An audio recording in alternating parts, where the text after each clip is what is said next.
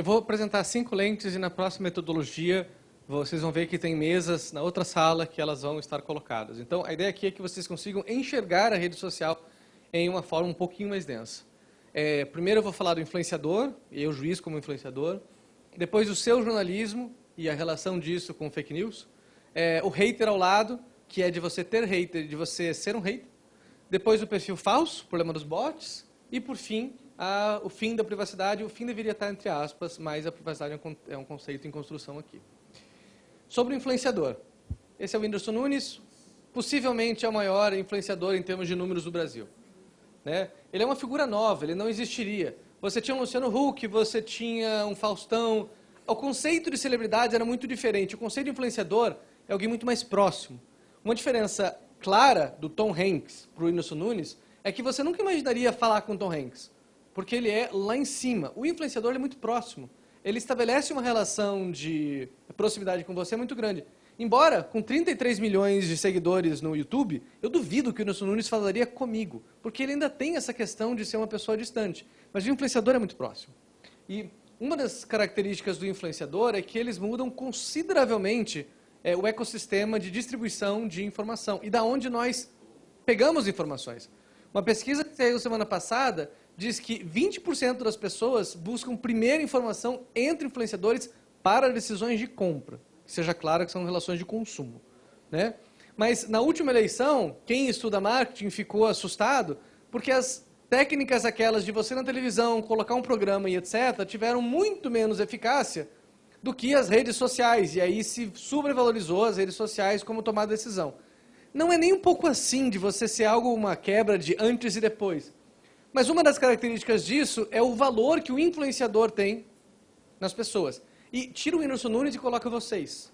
Porque todos nós temos influenciadores e todos nós somos influenciadores.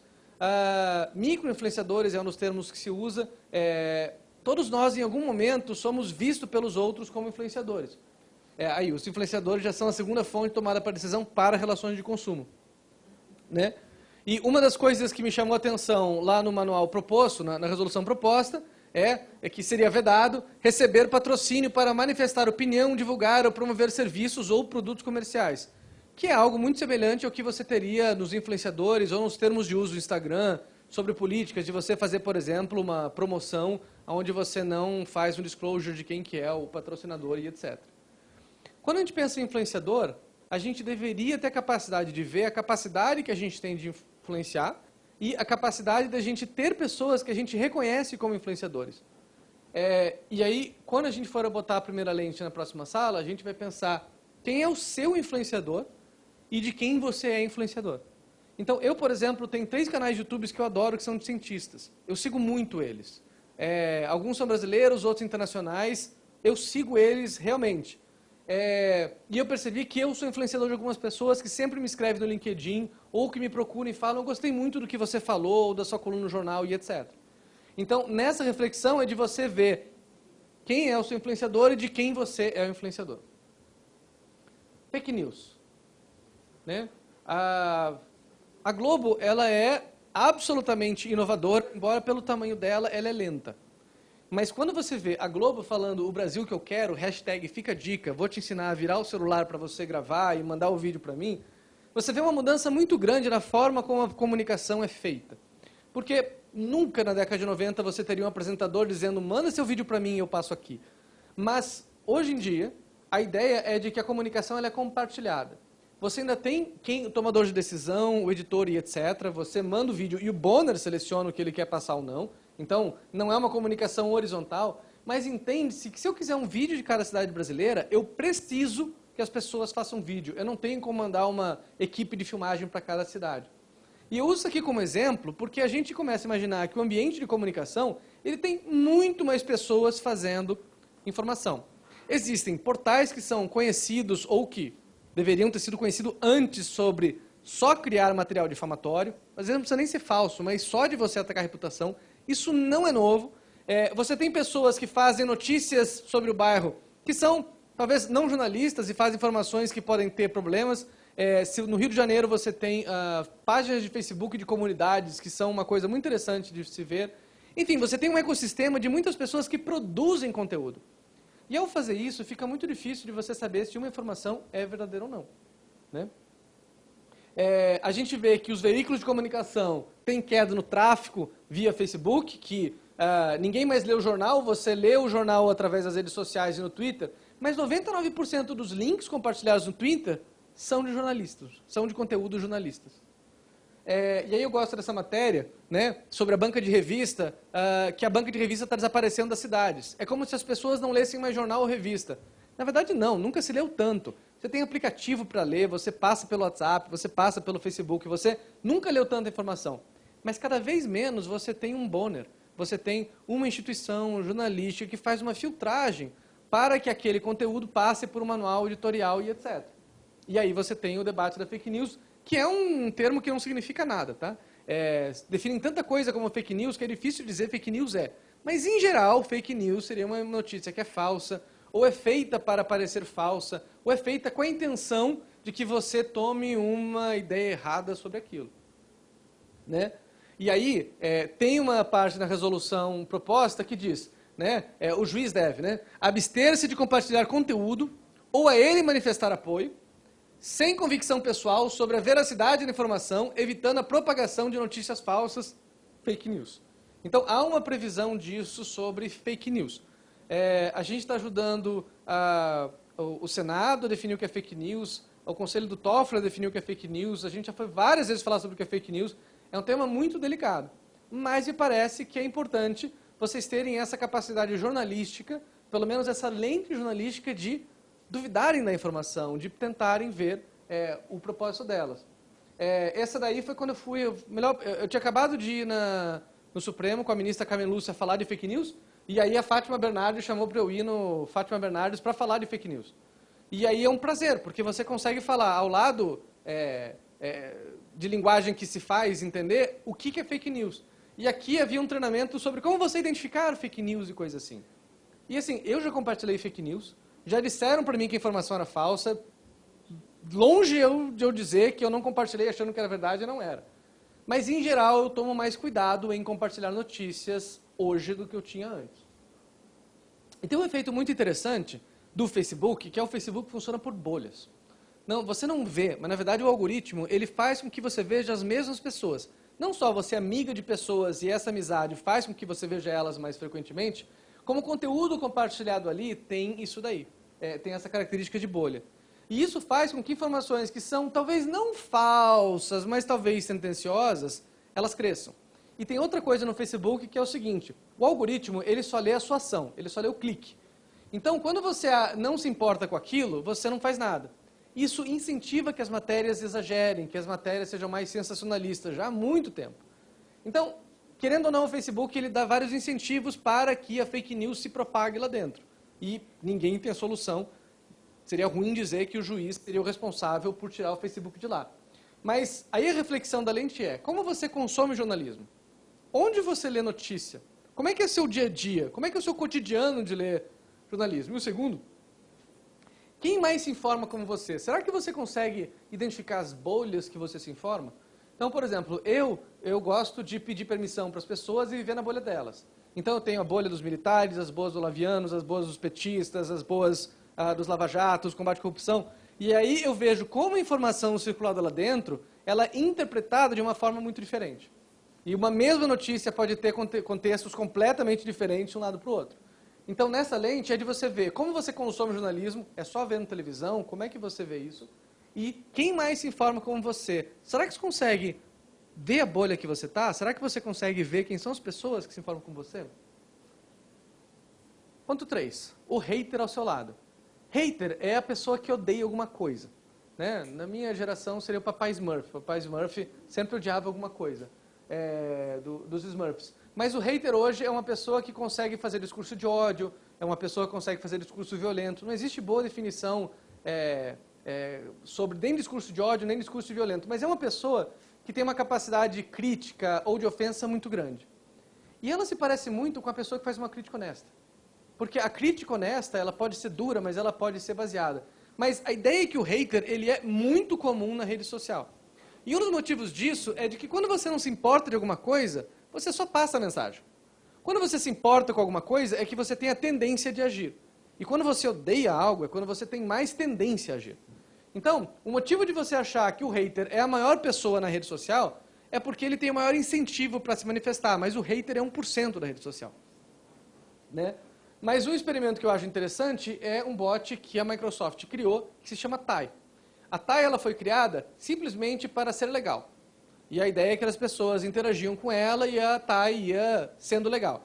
Em 24 horas, ela negou o Holocausto, ela virou ninfomaníaca, ela odiava todo mundo e ela achava que Hitler era um bom cara. E tudo isso se deu através de haters ou de pessoas simulando o comportamento de haters que iam lá. Aí eu falava, TIE, Holocausto é legal, não é? E ela estava programada para repetir e falava, Holocausto é legal. Judeu é péssimo, né? Judeu é péssimo, é coisa ruim. Então Hitler é um cara legal. E aí ela ia repetindo esse comportamento e que serve como metáfora, depois foi desligada e viram que o algoritmo estava realmente ruim. Isso dá uma ideia de que o ambiente da rede social, ele pode entrar para uma discussão que você fala, oi? A gente está discutindo se o Holocausto existe? Pera, né? Em 24 horas? Mas existem várias pesquisas que dizem por que as pessoas têm uma tendência a ter um comportamento raivoso na rede social.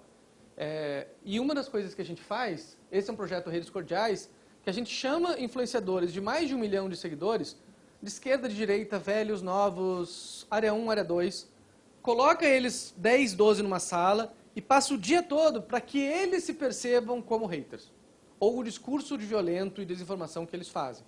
Porque é fácil de você dizer que os outros são haters, mas será que vocês já não foram haters? Será que em algum momento vocês já não causaram esse impacto em outras pessoas? Né? E aí um trechinho lá da resolução é avaliar, antes de compartilhar conteúdo em manifestação de apoio, se não há, ainda que de forma subliminar ou implícita, discurso discriminatório, de ódio, ofensivo, e etc, etc, etc. Então, há uma previsão nesse regulamento que você tenha essa capacidade de saber se você não está sendo um hater. É muito difícil de você ter essa percepção, então essa lente que você tem é... Será que vocês conseguem lembrar do primeiro hater? A primeira pessoa que te odiou online? E como você reagiu? Se for sobre a sua profissão, melhor ainda. E a segunda é... Será que você consegue lembrar do momento em que você foi hater? Em que você fez um discurso de ódio ou que você fez discurso violento? Direito do consumidor possivelmente tem vários casos para você fazer. Futebol possivelmente é outra coisa que vai mobilizar. Somos todos juntos aqui. A ideia é que você consiga identificar no comportamento nas redes sociais, com você e a partir de você, a capacidade de ter feito esse tipo de comportamento. Perfil falso. Perfil falso é um problema que não existia antes, certo? Quando não tinha internet, não existiam pessoas falsas.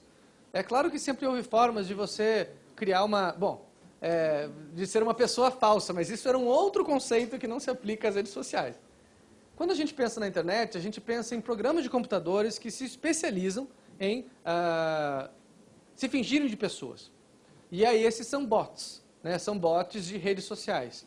Então, existem muitos bots hoje, porque existe um mercado muito grande pelos quais esses bots podem dar dinheiro. Então, existem muitos bots. O problema de você ser amigo do bot é que você diz que o bot é real para o algoritmo. Então, está lá o Facebook tentando identificar perfis falsos, e aí você virou amigo de um bot, e aí o Facebook fala, bom, se o juiz A o juiz 2 é amigo, possivelmente essa pessoa não é um bot, ela é uma pessoa comum. Porque o nosso comportamento na rede social, ele é muito parecido com o bot de algumas vezes. A gente tem o Pegabot, que é um algoritmo que você pode entrar na internet e ver o comportamento, e tinha uma pessoa que tinha um comportamento claramente de bot. A gente foi investigar, ela simplesmente um comportamento compulsivo por compartilhar coisas. Era só isso. Ela era uma apaixonada por um tema e ficava compartilhando. Mas a capacidade que nós devemos ter de compartilhar bots, ela é muito relevante. Por exemplo, toda vez que eu participo da televisão, que eu apareço lá no Globo News, Fátima Bernardes, etc., sei lá, vem 20 convites de Facebook para ser amigos de pessoas que não estão na minha rede, certo? Como eu sou uma pessoa influenciadora, eu analiso e dou like. Mas eu comecei a ver uma certa correlação entre eles. Então, às vezes, todos eles eram de perfis gays. Um deles falava, oi gatinho, uma coisa assim. E aí eu via que tinham 5, 6 parecidos. Aí daqui a pouco vinha, nossa, adorei o que você faz, queria muito mostrar para minha filha. Outro perfil. Na verdade, o que eu suspeitei é que todos esses convites eram de perfis falsos, que ao mandar 5, 6 convites juntos, eles tentavam influenciar para que eu amigasse eles. A partir do momento que você tem uma personalidade que é amiga de um bot, o bot para o algoritmo se torna mais claro. Então, hoje eu não adiciono ninguém que eu não conheço na rede social, que não tenha algum claro sinais de que é uma pessoa real, porque senão eu posso estar migando de bots. E eles existem. Metade do tráfego da internet é feito por bots. A chance de nenhum de vocês ter um bot amigo é muito pequena. Se você tem uma rede social tipo o Facebook muito bem administrada, só com pessoas que você conhece realmente, claro, não há bots. Mas se você tem um perfil no Instagram que você começa a adicionar pessoas que você viu uma vez na palestra, que falou com você, quem é professor, que tem aluno e etc., a chance de você ter bots como amigos é muito grande. E aí, na véspera da eleição, antes da eleição, eu estive lá falando a convite da ministra Carmen Lúcia sobre o impacto de bots na eleição e quais eram possíveis usos que poderiam ser feitos. É claro que não se espera que você seja um ator de bot estando no TRT, ou seja, que você seja o caçador de bots. Mas a lente que a gente vai colocar aqui é que existem efeitos muito danosos à democracia, ao direito do consumo, às empresas e etc., sendo promovidos por bots. Então, tem uma parte da resolução que diz: agir com prudência, cuidado e diligência na aceitação ou manutenção de amizades virtuais e conexões. E eu não acho que eles pensaram aqui em bots, mas eu estou colocando a provocação de que possivelmente vocês devem ter essa lente de identificar o que é um bot. Então, os bots existem. Na próxima dinâmica, quem sentar na mesa vai pensar quando você encontrou um perfil falso e será que você amigou de perfil falso? Como é que foi sua relação com o perfil falso entre vocês? Dificilmente você não foi exposto a um bot. Se você não percebeu até agora, é possivelmente que você tem que subir o tom ou porque você é o bot. Sim. Veja, então, pelo que você está falando, é o seguinte: não tem jeito, tá, seguro da internet, do Facebook, identificar e diferenciar o que é bot e o que é humano. Veja, porque, ao que eu saiba, nós temos aí o CAPTCHA, que é um teste, aquele teste do Alan Turing, que é um teste que, em princípio, mas inclusive ele fez a previsão de que em 2000, os robôs passariam naquele teste, e hoje parece que 30% só é que não passam. Como é que está essa história? Tá. Existe um interesse muito grande das plataformas de tirarem os bots. Reduz o valor de mercado, reduz a eficiência da publicidade, é completamente contra o modelo de negócio delas. Mas é uma corrida armamentista. Então, o Twitter, por exemplo, ele colocou para você clicar, criar um perfil, que você tivesse que fazer um scroll down, que você tivesse que ir para baixo no celular para clicar. Por quê? Se você está só lendo tela, você não tem isso. O que as fazendas de cliques fizeram? Colocaram dedinhos de borracha para ir para baixo em velocidades diferentes. Então, é uma corrida armamentista. O que se sabe, e tem um relatório da OTAN muito interessante sobre isso, onde eles viram o uso de bots no leste europeu, que é uma área, por ter a Rússia próxima, onde o bot ele tem uma característica muito forte. E aí eles viram que o que está acontecendo com o tempo é que está diminuindo a quantidade de bots simples. Aquele bot que o Fabro conseguiria fazer, certo? E está aumentando a quantidade de bots complexos, bots que vão utilizar machine learning, que vão utilizar realmente fazendas de cliques, VPN, várias outras coisas para se disfarçar. Então está deixando de ser um mercado de amadores e está se tornando um mercado de ser profissionais. Mas se você entra no Google agora, comprar clique, procura lá, comprar clique, você vai pagar $1 e você acabou de comprar. A OTAN fez um exercício, OTAN fazendo esse tipo de exercício é ótimo. Ela fez um vídeo falso, abriu uma página dela falsa e pagou lá para as galera nas Chinas e Índias, onde ficam a maior parte das click farms, darem like e comentário.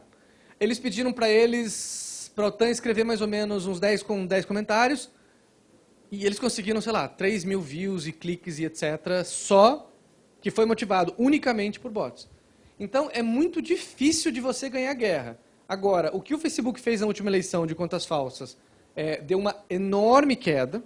O que o WhatsApp tem feito agora, processando empresas de marketing direto que usam WhatsApp sem permissão e outras coisas, tem sido também.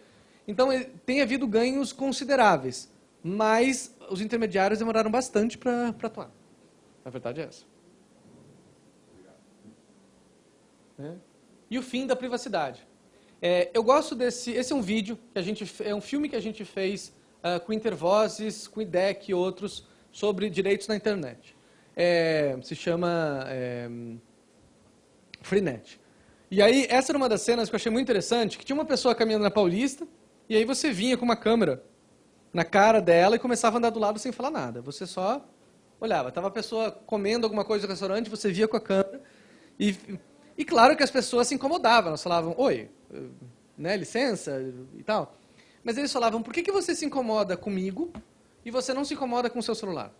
Porque o seu celular está pegando as mesmas informações que eu estou pegando, ou muito semelhantes, ou em muito mais detalhes, e você não está incomodada.